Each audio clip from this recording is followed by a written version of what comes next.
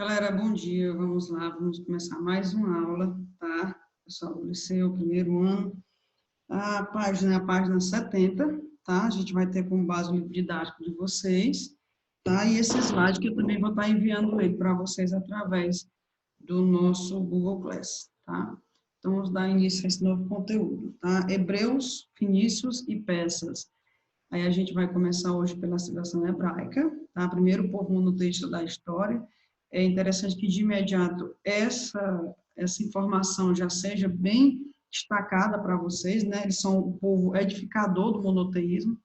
Foram esses povos, esse povo hebreu que começou essa história de, diferentemente de todos os povos que a gente estudou até agora, todos eram politeístas, adoravam vários, vocês estão dizendo já aí, né? Deuses. Então, aqui, agora a gente vai estudar o primeiro povo monoteísta. E como é que surgiu? Lembrando que eles são retratados na Bíblia, tá? Nos 5 primeiros livros, a história do povo hebreu é retratado pelo livro chamado Torá, que é um livro criado por eles, e equivale aos 5 primeiros livros da Bíblia, né, dos cristãos atual. Tá? Primeiro destaque, o primeiro povo monoteísta, tá, da história. Então, vamos aqui, ó. Através da crença no Deus único, Yahvé, tá, aquele que forneceu fundamentos religiosos para a formação do cristianismo e do islamismo. Vocês vão ver futuramente nas nossas aulas sobre o islamismo que a base do monoteísmo do povo judeu vai ser a mesma base, né, que o cristianismo vai utilizar. Inclusive, no cristianismo, a própria Bíblia dos cristãos tem os 5 livros, né, dos judeus, tá? E lá no islamismo também vai ter base, porque quando Maomé vai criar a religião islâmica, ele vai se dizer também da mesma descendência de Abraão, né, que é o primeiro hebreu, que a gente vai falar um pouco sobre ele agora, né, nessa aula. Lembrando, eu já deixei um vídeo de suporte, que eu gosto muito de utilizar aqueles vídeos com vocês das grandes civilizações. Então, são 2 vídeos para essa aula. Um das grandes civilizações, que vou trazer um pouco de imagem, vou trazer um pouco daquela história, né, da cultura deles, como é que aconteceu cada um dos fatos, né, até mais detalhado do que a nossa aqui. Lembrando que os 2 vídeos não têm compromissos direto com a questão de retratar uma história voltada para a religião, e sim uma história mais voltada para as aulas de história, principalmente essa minha. A gente vai estar classificando com vocês, estar estudando com vocês os temas mais voltados para as provas, para as questões vestibulares e do Enem, principalmente da UVA, né? E você pode destacar aí que a UVA gosta de cobrar hebreu, sim, por essa questão, principalmente que já destacou a questão do monoteísmo, a questão do êxodo que a gente vai estudar hoje, o decálogo que a gente vai estudar hoje, né? Os patriarcas, né? Porque não também vamos falar de Moisés, né? O comandante lá do êxodo. A gente vai falar do sionismo, que é um movimento atual, né? Que é a vontade de retornar à Palestina, a vontade que o povo judeu tem de retornar à Palestina, principalmente após a Segunda Guerra Mundial. A gente vai falar do grande cisma, que é a divisão das tribos também, tá? E a partir daí a gente vai entender por que o nome hoje não é mais chamado de hebreus, e sim judeu, tá? Então, vamos começar. Repito, quem tiver começado as aulas por esse vídeo, eu peço que você primeiro dê uma parada e vá assistir os vídeos lá dos grandes civilizações primeiro, para depois você vir aqui para a gente ter uma estrutura melhor, tá bom? Através da crença de um único Deus, Yahvé forneceu fundamentos religiosos para a formação do cristianismo e para o islamismo, né? Os aspectos geográficos. Vocês vão dar uma olhada aqui, de onde é a região que está tratando. Ó. Tá? Aqui é a Terra Prometida, né? Aqui é a Palestina, a suposta Terra Prometida a Abraão, tá? E aí, né, a história dos hebreus, ela é marcada por 3 períodos políticos. Primeiro vem o governo dos patriarcas, depois do juiz, depois a monarquia. Tá? Então, o período de evolução política, né? O governo do patriarcas, Abraão, né, fez um acordo com Yahvé, com Deus, de que aquela região onde ele morava, como era um pouco sem muito recurso natural, ele teria feito um acordo com Deus, né, Yahvé, para juntar o seu povo e morar numa terra nova, e a partir desse momento, a partir desse acordo, todos deveriam seguir uma única religião, que seria o monoteísmo, né, a religião judia, né, dos judeus, tá? O judaísmo, ok? Então, chegaram à Palestina chefiado por Abraão, né? Na maioria eram pastores e nômades, tá? Eu vou mostrar aqui para vocês no próximo slide mais ou menos de onde eles saíram. Aqui a gente tem uma ideia. Nós já estudamos os povos mesopotâmicos. E o que a gente não pode esquecer é que, contemporâneo aos hebreus, existiam lá os povos mesopotâmicos, né? E não era mais do primeiro mesopotâmico, o que foi? A gente já viu que foi o que os arqueólogos acharam uma vastas fontes históricas, então eles foram os primeiros a entrar no livro didático, isso não quer dizer que tenha sido só eles soberanamente vivendo naquela época, né? Existiam outras civilizações, outros povos, como a gente vai ver hoje. Então, a cidade de Ur, que vocês já estudaram lá na Mesopotâmia, foi de lá que saíram basicamente esse povo, né, hebreu, tá? Eles saíram de lá em direção à Terra Prometida, Canaã. Essa é uma história contada na Bíblia, como a gente já mencionou, e eles iam em busca de uma terra melhor para sobreviver, e em troca dessa terra, eles adorariam um só Deus, que seria Yahvé, aquele que é, tá? Tá o roteiro, a parte 1, parte 2, né? Aí eles vêm para cá, para a Terra Prometida, e depois eles vão para o Egito, a gente vai já chegar lá, tá? Jornada de Abraão numa Terra Prometida. Eles emigraram, né? Chegaram à Terra Prometida, é claro que essa terra não estava lá sozinha esperando eles, lá já existiam os cananeus, os filisteus, tá? Dentre outros povos, né? E claro que eles vão ter que disputar o território. E, assim, com pouco tempo que eles chegam, vai haver um período de seca, então eles vão acabar, além dos conflitos por esse território, eles vão ter que se direcionar ao Egito, né, devido a essa seca, e eles também vão estar aproveitando o momento em que o Egito, o grande Egito, que a gente já estudou, está sendo invadido pelos Hicsos, tá? Então, como eles vão, né, nessa empreitada, aproveitar que os Hicsos estão invadindo, né, claro, em busca das terras férteis do Egito, eles vão fazer amizade com os Hicsos, eles vão conseguir ter grandes cargos junto aos Hicsos, né? Eles vão estar governando, né, essa invasão junto com os Hicsos no Egito, tá? E aí, depois que o Egito, a gente já estudou isso, o Egito foi invadido, mas também invadiu e etc, tá? Então, quando o Egito consegue se libertar dos Hicsos, que eram os principais cargos, etc., eles vão expulsar os grandes líderes dos Hicsos e eles vão escravizar o povo, né, hebreu que estava se aproveitando daquela situação de invasão, tá? Perseguido e escravizado pelos egípcios, foram reconduzidos à Palestina sob o comando de Moisés. Vamos para algumas observações interessantes sobre esse momento? Vamos lá. O Jacó, né, que foi conduzir o povo ao Egito, tá? Devido às suas terras férteis, invadiu junto com os Hicsos, passaram 300 anos lá dominando o Egito. O Egito expulsou os Hicsos e fez os hebreus, né, de escravos, tá? Então, depois de muito tempo foi que nasceu, então, Moisés, e o Moisés vai ser o recondutor desse povo à Terra Prometida. Eles conseguiram, né, fugir do Egito, e aí vai vir algumas passagens bíblicas bem importantes a nível de prova para a gente também, tá? Voltando para o livro didático, na página 71, merece coraçãozinho, vocês sabem disso, o primeiro e o segundo parágrafo que traz a base do que eu estou explicando aqui. Tanto eles vão falar de onde surgiram, né, os hebreus, né, e vão falar das questões das fontes históricas baseadas na Bíblia, tá? Deles, que é a Torá. Vem falar também dos períodos, né, políticos, que a gente já mencionou aqui, vai falar do tempo dos patriarcas, depois vai falar dos juízes, depois vai falar da monarquia, tá? Agora, uma questão interessante, né, a nível de informação. Vocês vão ver que a religião do islamismo, eles aceitam o casamento entre várias, né, do homem com várias mulheres, né? E na página 71, no penúltimo parágrafo, ele começa assim, ó, livro didático na mão, de história, primeiro ano, vamos lá. Penúltimo parágrafo da página 71. O concubinato era uma prática aceita entre os hebreus. A esposa tinha direito que as concubinas não possuíam, ou seja, ele podia casar com várias mulheres e elas teriam vários direitos sobre as posses que ele tivesse. A herança também não era partilhada de forma igual entre os filhos legítimos e ilegítimos, ou seja, era aceito que ele tivesse as amantes, né? Na página até se destaca, do ladinho esquerdo, tá, gente, da página 71, dizendo que é o concubinato.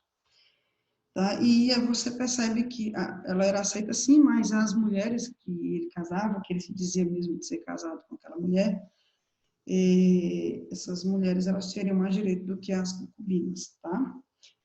No final, no último parágrafo, a página 71, tem: semelhante ao povo do Oriente, a sociedade hebraica era escravista. Os escravos eram divididos em dois grupos, o dos hebreus e o dos estrangeiros, prisioneiros de guerra. Ambos detinham alguns direitos, quais eram assegurados pela lei religiosa, como o de possuir bens materiais e o de se casar. Tá? Na página 72, continuando aí falar sobre os hebreus, a gente vai entrar exatamente no tema que está sendo citado agora, né, sobre o êxodo, né, questão muito cobrada nas provas da uva, né, também já abordou, então pode tomar cuidado com isso. O que foi o êxodo? Né? Depois do tempo mantidos como escravos no Egito, o Moisés ele vai reconduzir esse povo, né? Nasce Moisés e ele começa a trabalhar essa ideia de que eles se libertem do povo egito e voltem à terra prometida. Então ele vai liderar essa fuga do Egito, isso é chamado de êxodo, tá? Esse fato, né, bíblico é chamado de êxodo, e é claro que os egípcios vão entrar na empreitada de segui-los, né, para que eles retornem ao Egito e sigam a condição de escravos, tá? Durante essa fuga, né, do Egito até a Terra Prometida, eles vão passar pelo Mar Vermelho, lá que tem aquela passagem lá da abertura do Mar Vermelho, né?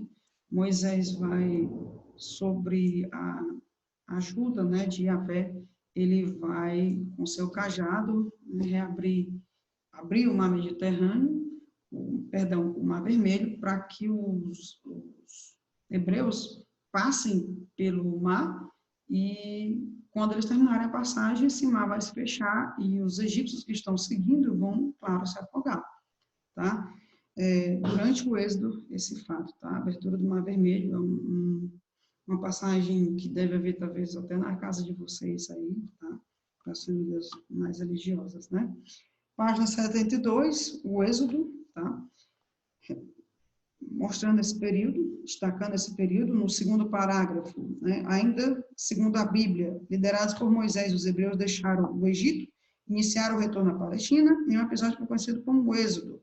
De acordo com a tradição judaica, durante o retorno à Palestina, Moisés recebeu de Yahvé, no Monte Sinai, tábuas da lei, duas placas de pedra nos quais estão escrito Decálogo, os 10 mandamentos, também conhecido como lei mosaica. O Decálogo tornou-se a base das regras morais e religiosas dos hebreus. Ou seja, só durante essa fuga nós temos 2 momentos bem destacados a nível de prova e a nível assim, de destaque, né, bíblico, e que serve de registro para essa história dos hebreus. O êxodo por si só, e dentro do êxodo tem a abertura do Mar Vermelho. E depois, no Monte Sinai, durante 40 anos dessa tentativa de retorno, que serão conduzidos por Moisés, eles vão ficar um pouco perdidos nessa situação aqui, nessa rota do êxodo dos hebreus, tá? Eles vão ficar um pouco perdidos por Sinai, essa região aí na Península de Sinai, mas é lá que, ali embaixo, ó, no Monte de Sinai, eu vou destacar aqui com o mouse, ó, foi lá que Moisés teria recebido, então, os 10 mandamentos, né? Inclusive, para guardá-las, teria criado futuramente, os hebreus teriam criado futuramente a Arca da Aliança. É um motivo de muita curiosidade ainda. Será que elas existem? Será que essas placas existiram? Né? Os 10 mandamentos, para vocês aí que estudam na escola, que se dizem católicos, que devem ter feito o catecismo, vocês estudam lá os 10 mandamentos, né? Não matarás, não furtar, guardar domingos e dias santos, etc. Dentre esses outros dos mandamentos, eles estariam sim, né, escritos em 2 placas e elas teriam sido colocados na Arca da Aliança, uma espécie de caixa, né, muito bem reservada, que os hebreus teriam guardado, né, como principal fundamento da sua religião. Se vocês depois tiverem curiosidade, eu gosto de dizer isso. Cada povo que a gente estuda aqui no primeiro ano de história, ou em qualquer ano que vocês estejam estudando, cada povo, se a gente passasse o ano todo para estudar a história deles a fundo, a gente não daria tempo ainda, tá? É porque a gente vê de forma muito resumida a nível de concurso, a nível de escola, a nível dessa forma de ministrar essas aulas para vocês. Né? Você vê aí que os Hebreus têm 2 páginas e você pode encontrar, de repente, assim, vários e vários vídeos que retratem vários outros fatos, né, importantes da história dos Hebreus.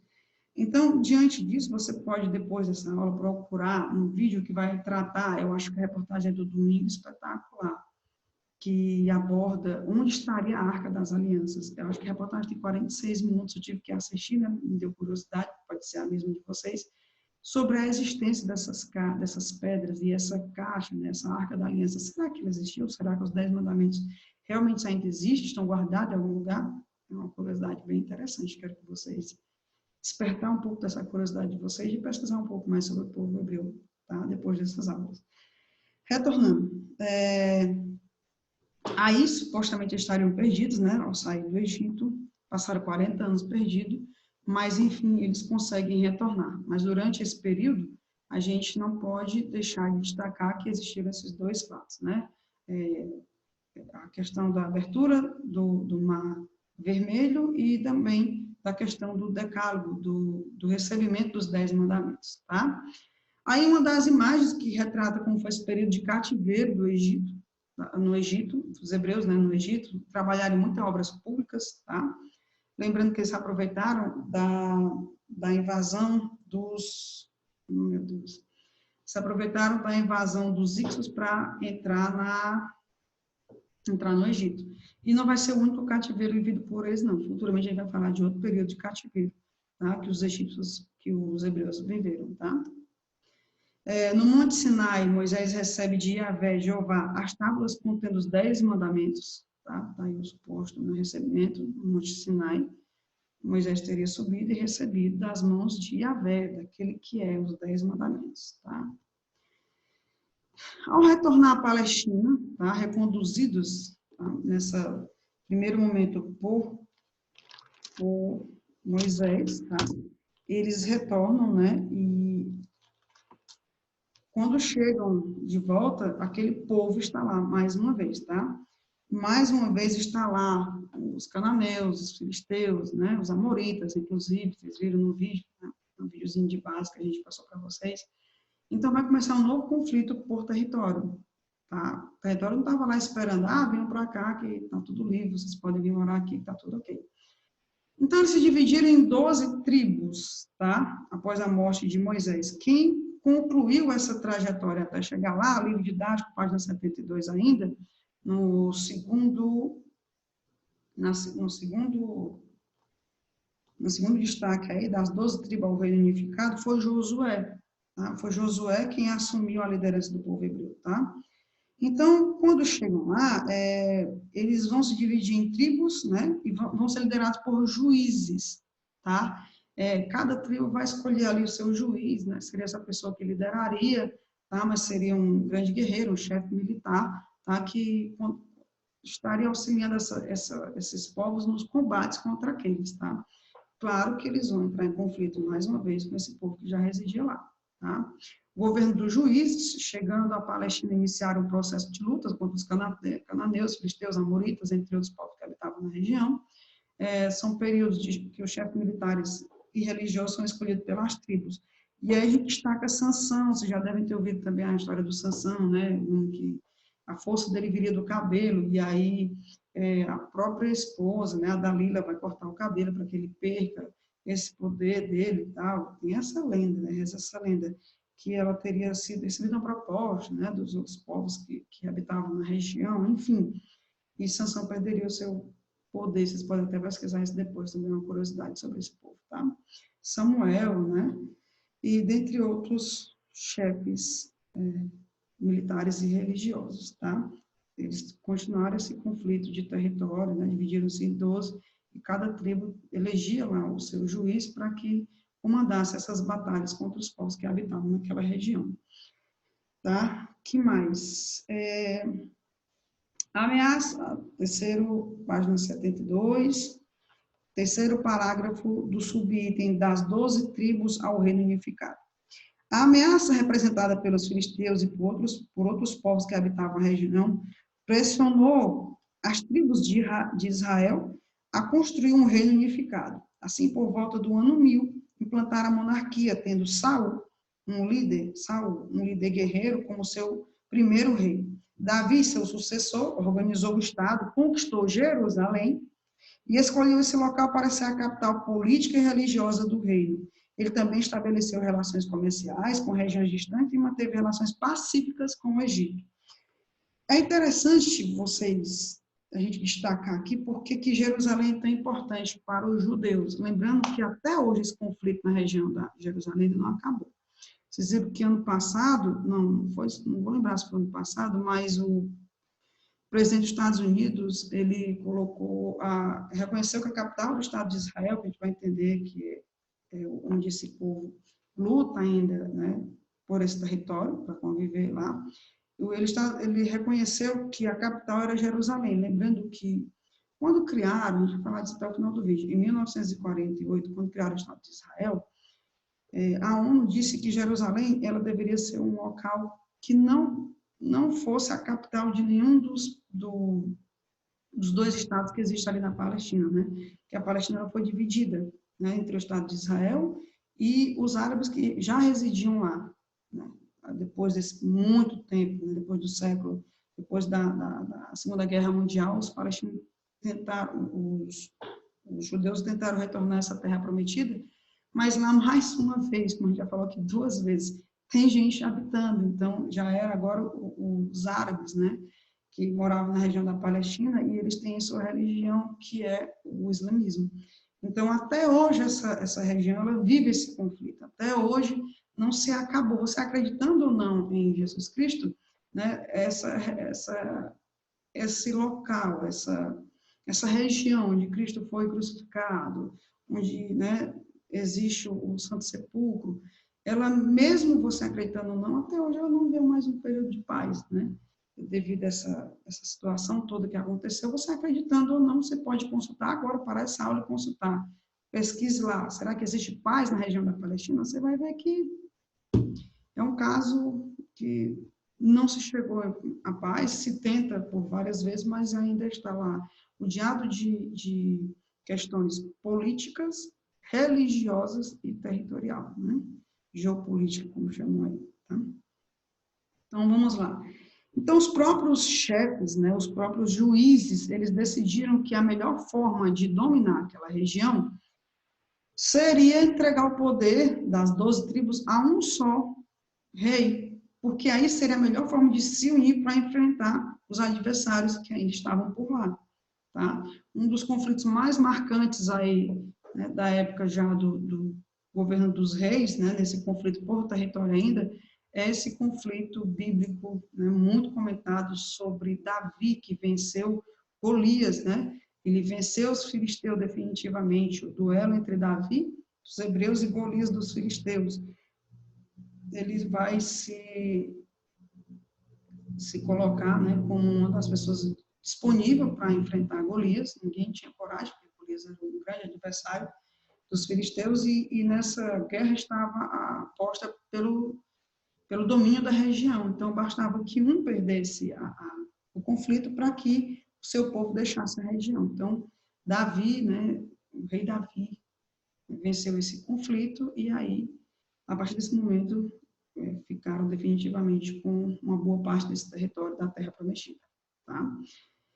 Mas o grande nome, o grande apogeu, né, dessa centralização política, já falando, né, do governo dos monarcas, né, a monarquia tem 3 grandes reis que merecem destaque. O primeiro é Saul, como a gente já mencionou, tá? Davi, que teve até relações pacíficas com o Egito, né? Outra hora tinham sido escravizados no Egito, mas o grande apogeu, o período áureo, né, da monarquia centralizadora desse povo judeu vai ser no governo de Salomão, tá? Inclusive, é ele que ordena a construção de um grande templo para as práticas religiosas, por isso que recebeu o nome de Templo de Salomão, né?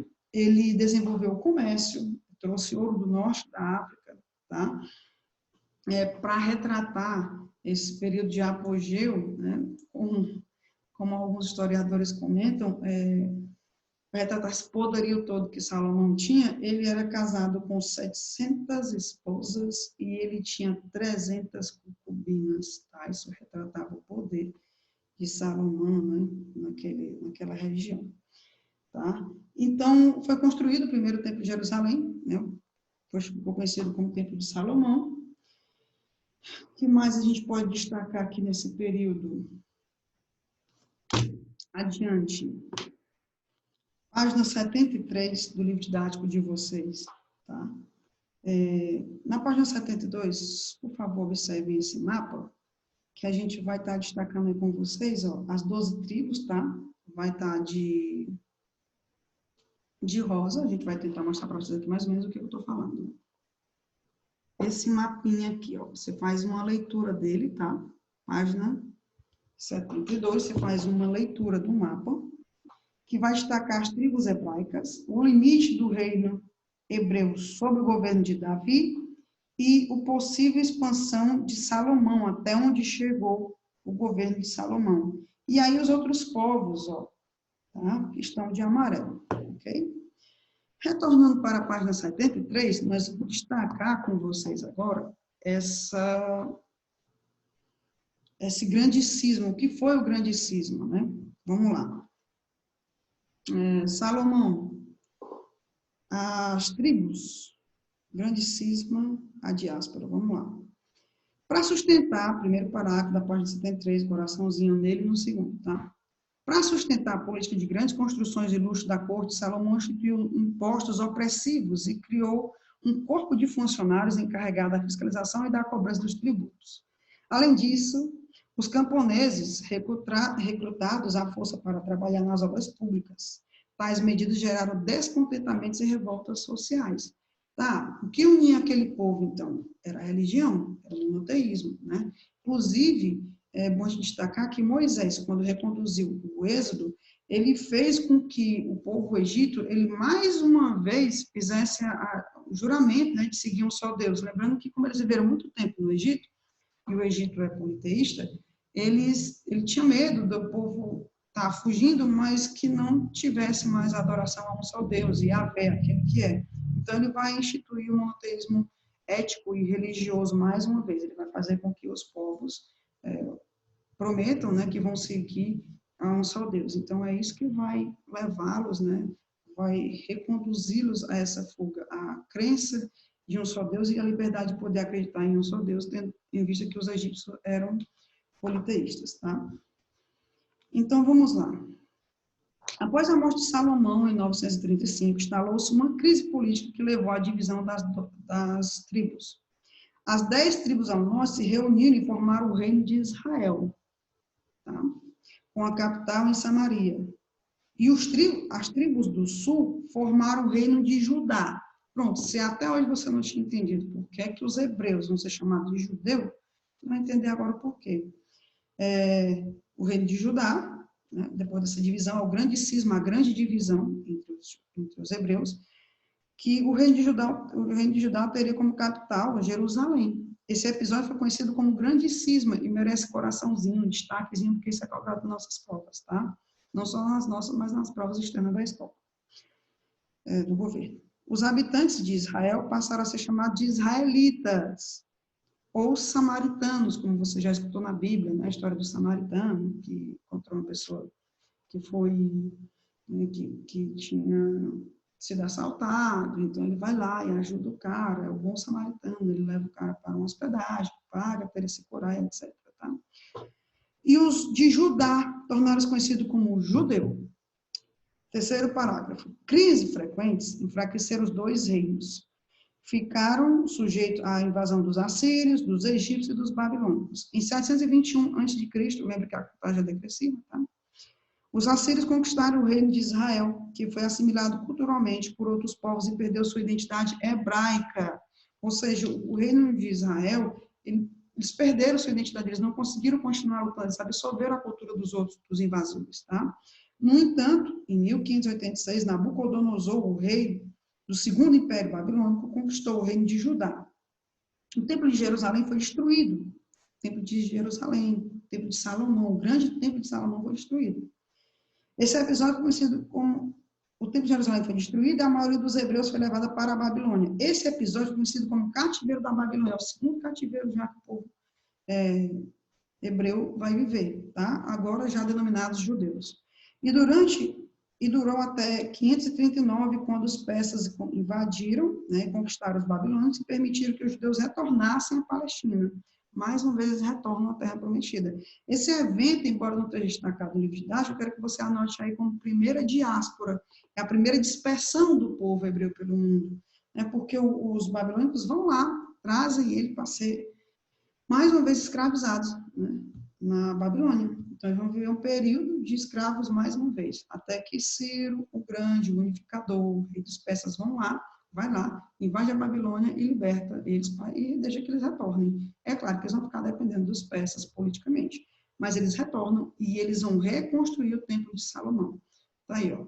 Eles vão tentar reconstruir o Templo de Salomão. Dizem que não com a mesma suntuosidade, ou seja, não com aquele mesmo tamanho, aquela mesma grandeza, mas eles vão reconstruir, sim, o Templo de Salomão, tá? Os judeus de volta, né? As 3 últimas linhas aí do terceiro parágrafo da página 73, de volta à terra dos seus ancestrais, os judeus construíram o segundo templo em Jerusalém, em 1516. Mas sem a suntuosidade, as dimensões do templo de Salomão, não era mais aquele mesmo tamanho, o primeiro templo que Salomão teria construído. Os judeus ficaram submetidos ao Império Persa, depois a Alexandre o Grande, tá? E por último aos romanos. Agora vocês lembram que os romanos viviam nesse período já, eles já viviam o período do Império. Então, Deus para os romanos é o imperador, tá? Se você não olhar o imperador como Deus, você vai acabar sendo perseguido. Isso aconteceu com os cristãos e, logicamente, também aconteceria com os judeus, tá? Ocorreu os judeus, último parágrafo aí da página 73, né? Sem ser essa parte azulzinha, tá, meninos? Os judeus ficaram submetidos ao Império Persa até a conquista da Palestina por Alexandre o Grande, no século IV a.C. Uma nova invasão ocorreu em 63 a.C., quando a Palestina foi dominada por Roma. Durante a dominação romana, grupos judeus organizaram e iniciaram revoltas duramente reprimidas até serem definitivamente esmagados no ano 70 da era cristã. Os judeus foram, então, expulsos da Palestina, na época chamada de Judeia, e proibidos de retornar àquela região, tá? Tendo que se dispersar pelas províncias romanas. Esse episódio tornou-se conhecido como diáspora. Você pode anotar aí do lado, é a grande diáspora. Eles já tinham sido dispersos pelo mundo, no período que eles tiraram ele da Judéia, levaram para ser escravos lá na região da Babilônia, agora eles vão, pela segunda vez, ficarem dispersos, mas dessa vez eles vão se espalhar pelo mundo todo, pelas províncias romanas, e vão chegar na Europa, vão passar pela África também, vão chegar na Europa, e na Europa encontra outra situação bem pior, que é a perseguição, né, porque lá vai começar, por um pouco tempo depois, a centralização das monarquias, e a maioria dos seus reis são católicos, tá? Então, tornou-se conhecido como diáspora, tendo o significado de dispersão, a grande dispersão dos judeus pelo mundo, tá? Por motivo, por que os romanos fizeram isso com ele? Por motivo religioso, por motivo de cobrança de impostos, tá? Os judeus vão destruir o templo dos hebreus, né? Além de expulsá-los de lá, tá? Restou desse templo, desse segundo templo, somente o muro ocidental. Esse muro que restou deles é o chamado Muro das Lamentações, que existe até hoje em Jerusalém, tá? Vamos aqui, ó. A opressão tributária acarretou inúmeras revoltas após sua morte, a morte de Salomão. Os hebreus foram divididos em 2 reinos, ao norte Israel ao norte e Judá ao sul. O cisma, a grande divisão, já pedi para destacar isso na minha didática. É a época dos profetas, tá? Que mais? A decadência. Como é que chegou a decadência? Né? A partir do século VII a.C. Período de denominação por diversos povos, destacando o cativeiro da Babilônia, Nabucodonosor e a anexação romana futuramente. Rebelando-se contra os romanos no século I e II depois de Cristo, os hebreus foram fortemente reprimidos e dispersaram-se pelo mundo. É a grande diáspora, tá? É a grande diáspora, tá? Aí, futuramente, o que vai acontecer com os romanos? Até chegar aqui onde a gente está destacando aqui. Já eu mostro para você quem é esse rapaz, tá? Ó, eles foram expulsos, dispersaram pelo mundo aí nas várias províncias. A gente vai estudar Roma ainda, mas Roma foi um maior império existente na história antiga, né? Os romanos, eles tiveram sob o seu domínio países da África, países da Ásia e países europeus, tá? Então, como eles não vão aceitar muito essa história de monoteísmo, eles expulsaram, acabaram lá o templo de Salomão, o segundo que teria sido construído por eles, tá? E aí resta o que para esse povo judeu? Eles vão se dispersar pelo mundo, eles vão se dispersar pela Europa, eles vão se dispersar por vários locais sem ter aquela nação, e aquele sentimento de vontade de retornar à terra prometida vai fazer com que mas muito tempo depois os judeus tentem retornar à Palestina, tá? Qual a situação deles, tá? A situação que até hoje gera conflito, devido à criação do Estado de Israel, tá? Vamos lá, os judeus, eles vão uma boa parte para a Europa. E lá, né, ao longo da história, eles vão também serem perseguidos, porque eles têm que ser, para os reis europeus, eles têm que se tornar cristãos, eles não vão aceitar isso. Então, é um povo que não tem terra, né, e não quer aderir às religiões. Então, vai ter, assim, já, por parte dos reis, uma grande perseguição a este povo, mas vão prevalecer lá, são grandes comerciantes, etc. Tem grandes fortunas, tá? Na Europa houve conflito, né, entre os judeus e os cristãos, como a gente já falou, tá? Eles querem acreditar no livro deles. A divisão que existe entre judeus e cristãos é que, para eles, Cristo não é o Filho do Homem, eles estão até hoje, segundo a teoria deles, esperando o Filho do Homem, e o cristianismo surge tendo como base o livro deles, tanto que entra os 5 livros, né, primeiros da Bíblia, que são os mesmos deles, mas a partir do Novo Testamento é o reconhecimento de que Cristo seria, sim, o Filho do Homem. Então, mesmo que eles tenham a mesma base, a divisão entre cristãos e judeus se dá exatamente pelo nascimento de Cristo, tá? Então, como eles não vão aceitar essa história de que Cristo é o Filho do Homem, etc., eles vão serem perseguidos ainda, né, na Europa, tá? Eles também não poderiam voltar à Palestina, porque já tinha gente morando lá, enfim, seria outro conflito que eles teriam. Mas, repito, você vai ter várias comunidades judeias dentro da Europa, entre vários locais, todos durante esse período todo, e até hoje, eles nascem, né, e já são descendentes desse povo ainda, e eles têm no discurso e na ideia deles um desejo de retornar à Palestina, e isso vai acontecer, tá? Depois da Segunda Guerra Mundial, tá bom? No século XIX, vão surgir os movimentos chamados nacionalistas, tá? É a época do nacionalismo, um país quer ser melhor do que o outro, a França vai criar a Torre Eiffel para dizer o simbolismo da importância que Paris tinha naquela época, a Alemanha e outros países vão gritar a necessidade de levantar esse nacionalismo exacerbado, essa loucura por dizer que meu país é melhor do que o outro. E os judeus não tinham nenhum país, tá, gente? Eles, além de não ter nenhum país, eles não vão acreditar em Cristo, mais uma vez, né? Esse discurso vai prevalecer por muito tempo. E, além de tudo isso, para completar toda essa perseguição que já tinha, vem Adolf Hitler ao poder, tá? Em 1933, se inicia lá, então, o período do nazismo, né? O Hitler tentou dar um golpe de Estado, mas ascende ao poder legalmente, lembrando que o Hitler foi eleito para chegar ao poder, tá, gente? Então, surge, então, o nazismo, tá? Na Europa, né? Na Alemanha, especialmente, tá?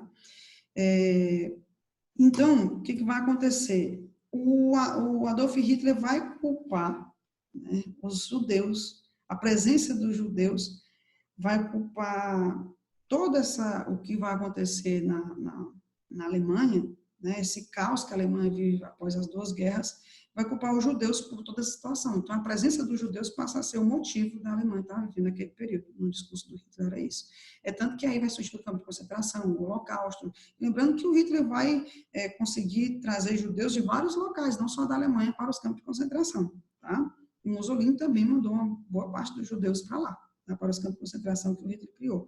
E aí o que ficou conhecido, né, infelizmente, como Holocausto, né?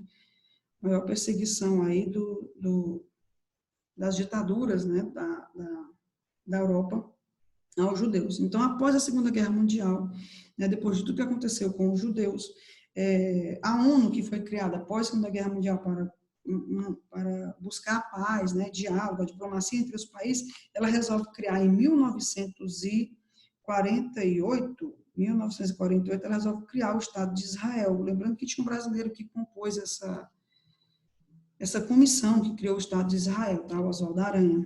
Então, vamos lá. Onde já moravam, após a Segunda Guerra Mundial, foi criado pela ONU o Estado de Israel, na Palestina, onde já moravam árabes. Então, alguns judeus conseguiam retornar e começar a voltar para a Terra Prometida, biblicamente ainda, tá? E começam a voltar e expulsar os árabes que moravam lá, ou seja, começam a retornar e começa um conflito por território que até hoje não parou, tá? E os motivos são os mesmos, religiosos e por território, tá? A criação do Estado, embora tenha sido feita pela ONU, até hoje não gerou não trouxe para aquele local um período de um sentimento de paz. E quem começou com esse movimento de retornar foi esse rapaz aqui, ó, tá? Esse senhor aqui, ó. Esse Theodor Herzl, tá? É o sionismo, o movimento sionista iniciado no século XIX. Como os judeus estavam sendo perseguidos pela Europa, ele começou a levantar uma teoria e escrever sobre a necessidade que esse povo teria de retornar à Terra Prometida, já que eles eram tão perseguidos, tá? Aspectos econômicos. O pastoril era a base da economia daquele povo lá retornando onde ele estudou, tá? O início dessa história dos hebreus. Fase nômade, né? Porque eles não tinham local para morar, eles estavam em busca da Terra Prometida. Seguido pela agricultura e comércio, a fase sedentária, que eles começam a se instalar, principalmente no período das monarquias. Sociedade patriarcal, submissão da mulher, o homem é o que manda na sociedade, a mulher é submissa. Como prova disso, o homem pode casar várias vezes, tá? Aspectos culturais, religião monoteísta, legado ético e cultural. Literatura, o Velho Testamento da Bíblia, para eles é chamado a Bíblia deles de Torá, tá? Arquitetura, Templo de Jerusalém, tá? Situação atual da Palestina, conflito árabe-israelense. Até hoje esse conflito existe, tá? Você pode parar essa aula e pesquisar conflitos na Palestina, você vai ver que ainda está a situação em conflito, tá? Lembrando que, biblicamente, por ter sido a região que mataram Cristo, né, que foram condenados, né, e principalmente quem ajudou nessa condenação foram os judeus, não teria mais como se ter paz nessa região, e até hoje eles não encontraram, tá, gente? Faixa de Gaza, você deve escutar muito sobre isso, tá? Que mais? Tá aqui, ó. Jerusalém é um templo. Jerusalém, razão maior do conflito entre árabes e judeus. Por que existe esse conflito entre árabes e judeus? Porque lá, para os árabes que são islâmicos, teria um local onde Maomé teria ascendido, né, a Alá, teria subido aos céus. E lá também é o local do Santo Sepulcro, né, para os cristãos, onde Cristo teria sido, né, guardado lá o corpo durante os 3 dias até ressuscitar. E ainda existe o Muro das Lamentações, que é essa imagem que vocês estão vendo aí, que eles praticam as suas leituras, e no livro didático, na página 73, ó, tem essa imagenzinha, tá? Ok? Do Muro das Lamentações. Judeus rezando nas veias do muro do segundo templo de Jerusalém, local conhecido como Muro das Lamentações, foto de 2013. Durante a dominação romana, o segundo templo de Jerusalém foi destruído e apenas o muro ocidental permaneceu em pé. Desde então, os judeus passaram a orar no local, lamentando a destruição de seu templo, daí o nome Muro das Lamentações. Atualmente é esse um dos locais mais sagrados pelo judaísmo. Tá? Conflito entre judeus e árabes na atualidade. Pronto, foi o que acabei de ler para vocês aqui no final, né? Tem uma sustentação, uma base para vocês entenderem melhor na página 73, onde finaliza esse conteúdo da gente. No final do século XIX, o movimento sionista ou nacionalismo judaico passou a ser defender o retorno dos judeus para a região dos seus ancestrais, ou seja, da Terra Prometida. No entanto, durante quase 2000 anos que os judeus estiveram dispersos pelo mundo, vários povos se estabeleceram na Palestina, principalmente os árabes muçulmanos, que têm outra religião, é o Deus Alá, tá? E e tem como seu profeta Maomé. Não confundir com Moisés dos judeus, tá? A partir de 1948, com a criação do Estado de Israel, o fluxo migratório de judeus para a região da Palestina se intensificou, acirrando as disputas entre israelenses e árabes palestinos por território, dando origem a uma guerra que se estende até os dias de hoje e parece cada vez mais difícil de ser solucionada, tá? Até hoje, Jerusalém, esse local de conflito, as 3 religiões monoteístas pedem, né, querem ter ela como um local de independência, de poder ir e voltar, de poder adentrar, etc., sem que ela seja reconhecida somente para um deles, ou para os israelitas, né, como se fosse os que já moravam lá, depois desse retorno dos hebreus, né, dos judeus, os israelitas, eles querem ter a prioridade, tá, como capital deles, tá, e os que já moravam lá querem que seja a capital deles, dos muçulmanos, tá, então fica esse conflito até hoje, tá bom? Que mais? Olha aí, a Esplanada das Mesquitas é um traço da religião muçulmana, tá? A Praça das Mesquitas até hoje existem lá, a Esplanada das Mesquitas, como se for, é a igreja dos muçulmanos, e do outro lado você tem aí o Muro das Lamentações, para os judeus, o local mais sagrado de Jerusalém. E ainda para os cristãos, aqui é mais uma imagem do Muro das Lamentações, tá?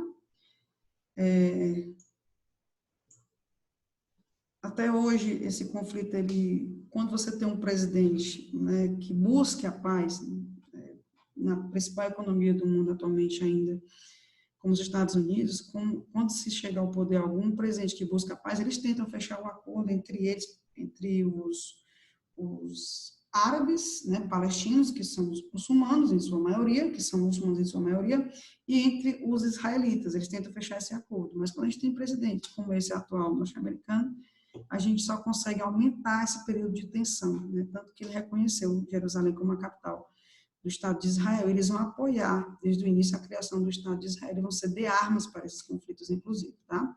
E ainda para os cristãos, nós temos aí o local do Santo Sepulcro, né? Embora, se você parar essa aula também fizer uma pesquisa, existem 2 teorias de que o Santo Sepulcro não teria sido aí, teria sido em outro local, tá? Acho que até o Fantástico já falou disso em reportagem, tá? Então, gente, Jerusalém está aí, são essas imagens, né, bem fortes aí. Tem ali as mesquitas como um símbolo dos islâmicos e o Muro das Lamentações para os judeus, lembrando que a gente já viu também a imagem do Santo Sepulcro, tá? Vamos terminar essa aula com essa frase aqui do Renato Russo, que me dera ao menos uma vez que o mais simples fosse visto como o mais importante, tá? Então, finalizamos aí essa aula sobre os hebreus. Eu vou deixar disponível para vocês no Google Class e também vou puxar diretamente do meu canal para vocês, tá? Espero que tenha ficado claro para vocês os quesitos. Se quiserem tirar alguma dúvida, pode tirar lá no mural do Google Class, tá? Então, beijos e até a próxima aula. Antes de finalizar, vou deixar a atividade no mural, tá, gente? Vou deixar a atividade vou deixar uma atividade do livro, tá, para vocês? Beijos, até a próxima.